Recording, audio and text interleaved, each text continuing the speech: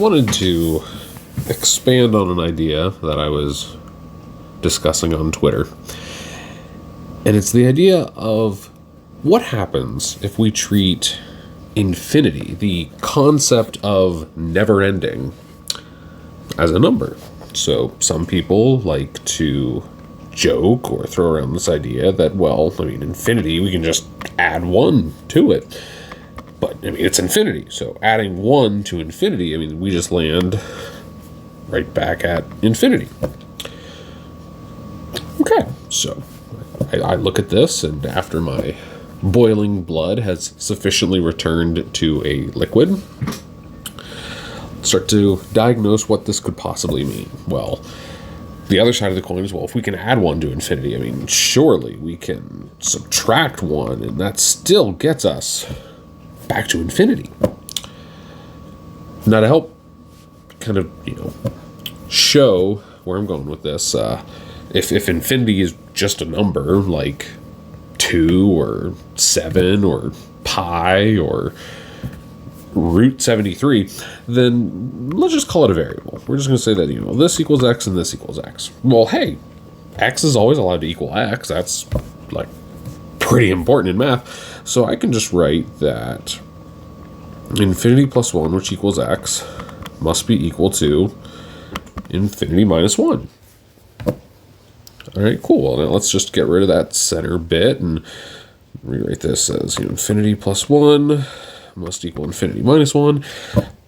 Okay, I can, let's just go ahead and add a minus infinity now to both sides. Shouldn't be any problems there, but okay, so now this infinity is going to cancel with this infinity. And this one will cancel with this one. And okay, all right, so that means that, 1 equals negative 1. That feels like a problem. I mean, what else? 1 equals negative. Well, that maybe I did something wrong. Let's just, I don't know. Let's add 1 to both sides. I don't know. Can I still do that? Is that allowed? Well, okay, here that's going to be 2. That gets me 0. So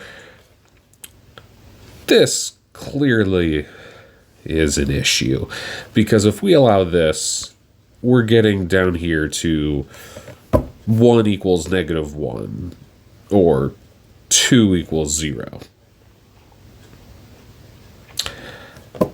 No, that's ridiculous. So the issue back here at the beginning is this plus sign. It's trying to allow any kind of actual operation with a concept, not a number. So I'm just going to realize infinity is not a number. What we are allowed to say is that, for any x that lives even over the complex plane. Actually, I don't know if we can say over the complex plane. Let's just be safe. For any x that lives within the reals, we can always say that x is either, less than infinity or greater than minus infinity, which really is just saying that x is a finite number. And by finite, I just mean not infinity.